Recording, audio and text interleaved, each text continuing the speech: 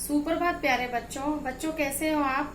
बेटे जैसा कि आपको पता है आपकी गर्मी की छुट्टियां हो चुकी हैं और आपका जो गर्मी की छुट्टियों का जो होमवर्क है, गृह कार्य है, वो भी आपको मिल गया है और आपको उसके साथ साथ एक परियोजना कार्य भी दिया गया है।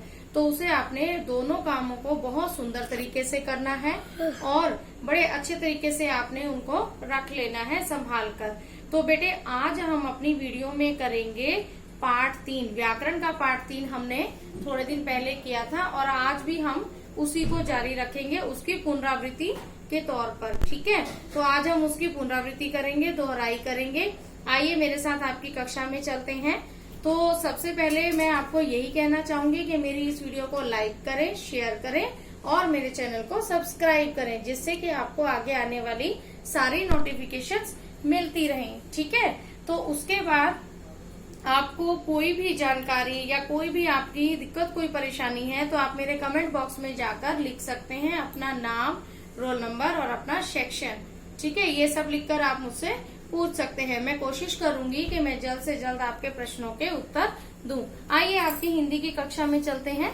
ठीक है, देखिए सबसे पहले मैंने आपको करवाया था कि शब्द क्या है। वर्णों के सार्थक समूह को शब्द कहते हैं।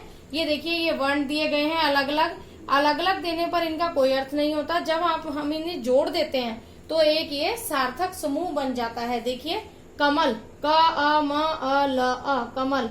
यह शब्द एक विशेष अर्थ को बता रहा है। सभी शब्द वर्णों से बनते हैं। सभी शब्द जो है वो वर्णों से बनते हैं। प्रत्येक शब्द का विशेष अर्थ होता है। प्रत्येक शब्द का अपना एक विशेष अर्थ होता है। फिर उसके बाद मैंने आपको करवाया था शब्दों के भेद, यानी कि शब्दों का वर्गीकरण कितने आधार पर किया जाता है? 4। नंबर 1 उत्पत्ति के आधार पर, नंबर 2 रचना के आधार पर, नंबर 3 अर्थ के आधार पर, नंबर 4 प्रयोग के आधार पर। फिर उसके बाद मैंने उत्पत्ति के आधार पर जब करवाया था तो मैंने आपको बताया था उत्पत्ति के आधार पर 5 भेद हैं। तत्सम शब्द, तद्भव शब्द, देशज और विदेशी, और 5वां था हमारा संकर शब्द। ठीक है, इनको मैं आपको थोड़ा थोड़ा बता देती हूँ अब कि मैंने इसमें क्या बताया था। तत्सम शब्द में था वे शब्द जो संस्कृत से ज्यों के त्यों हिंदी में आ गए हैं, तत्सम शब्द कहलाते हैं, जैसे हस्त, मस्तक आदि। ठीक है, तत् का मतलब उसके, सम का मतलब समान, यानी कि उसके समान। किसके समान? संस्कृत भाषा के समान। ठीक है, संस्कृत से ज्यों के त्यों हिंदी में आ गए हैं। तद्भव, तद का मतलब उससे और भव का मतलब होना, यानी कि उससे उत्पन्न। जो शब्द संस्कृत से बदलकर जो शब्द संस्कृत से बदलकर हिंदी में प्रयोग किए गए हैं तद्भव शब्द कहलाते हैं। जैसे संस्कृत में गौ तो हिंदी में गाय, संस्कृत में हस्त तो हिंदी में हाथ। ठीक है, देशज, जो शब्द देश के विभिन्न प्रदेशों में प्रचलित आम बोलचाल की भाषा से आए हैं, यानी कि देश में जन्मे। देशज, देश मतलब देश में, ज मतलब जन्मे। जो शब्द देश के विभिन्न प्रदेशों में प्रचलित आम बोलचाल की भावना के शब्दों से आए हैं देशज कहलाते हैं, जैसे पगड़ी और पैसा।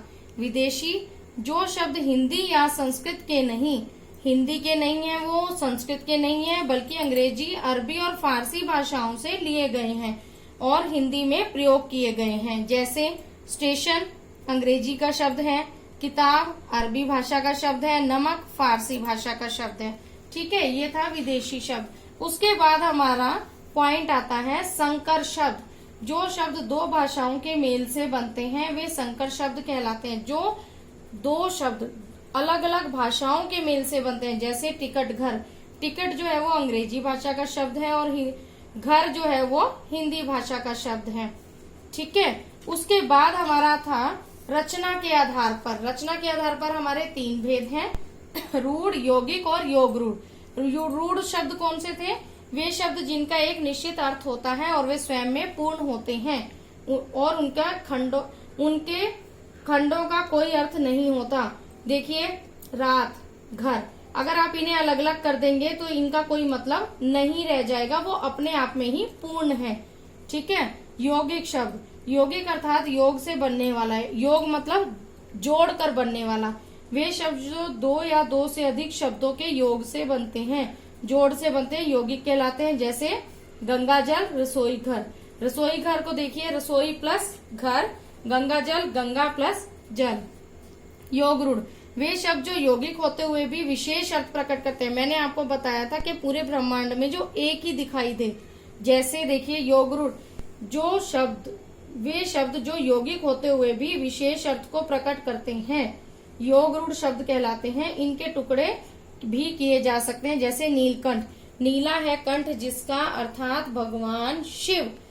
ठीक है, वो पूरे ब्रह्मांड में एक ही है ना जिनका कंठ नीला है। ठीक है, उसके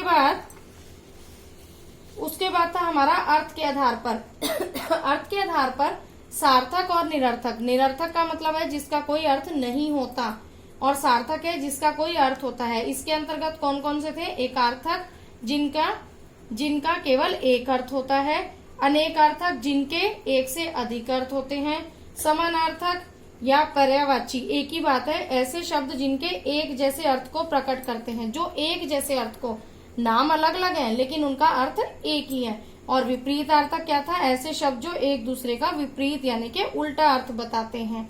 ठीक है, उसके बाद मैंने आपको करवाया था प्रयोग के आधार पर। प्रयोग के आधार पर शब्द के दो भेद हैं, विकारी शब्द और अविकारी। विकारी शब्द में आता है संज्ञा, सर्वनाम, विशेषण और क्रिया, और अविकारी में आता है क्रिया विशेषण, संबंध बोधक, समुच्चय बोधक और विस्मयादि बोधक। ये देखिए विकारी शब्द, वे शब्द जिनके रूप में लिंग वचन कारक, ध्यान दीजिए, वे शब्द जिनके रूप में लिंग वचन कारक, लिंग वचन और कारक आदि के कारण विकार उत्पन्न होता है, विकारी शब्द कहलाते हैं।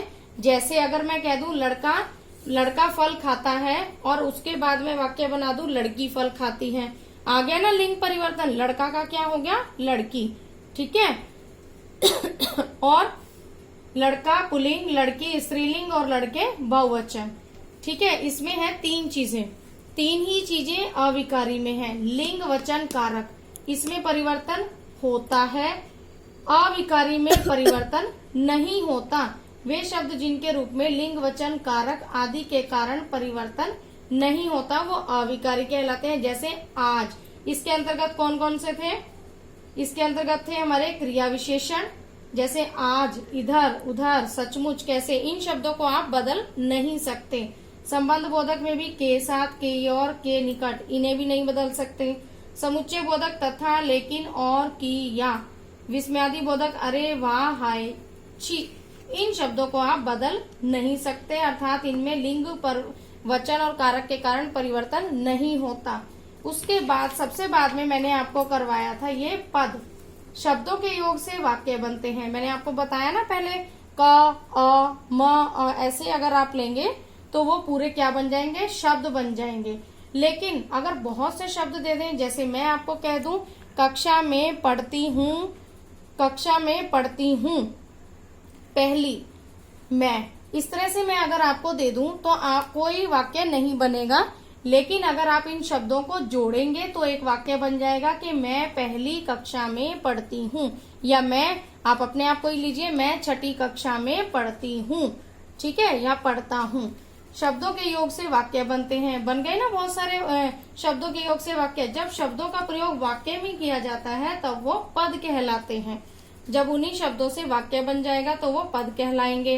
पद में परिवर्तन होने के बाद लिंग वचन कारक काल वाच्य आदि के अनुसार बदलाव आता है। ठीक है, तो बेटे ये था हमारा पार्ट 3 पार्ट 3 आपका पुनरावृत्ति। इससे संबंधित आपको कुछ भी पूछना है तो आप मेरे कमेंट बॉक्स में जाकर अपना नाम, रोल नंबर, अपना सेक्शन लिखकर पूछ सकते हैं। और इससे संबंधित जो आपका अभ्यास कार्य था, पुस्तक अभ्यास कार्य था, वो भी मैंने एक वीडियो में करवा दिया था, आप मेरी वीडियो को देख सकते हैं। ठीक है, तो ये थी हमारी पुनरावृत्ति। और मेरे इस चैनल को लाइक करें, शेयर करें और सब्सक्राइब करें। धन्यवाद।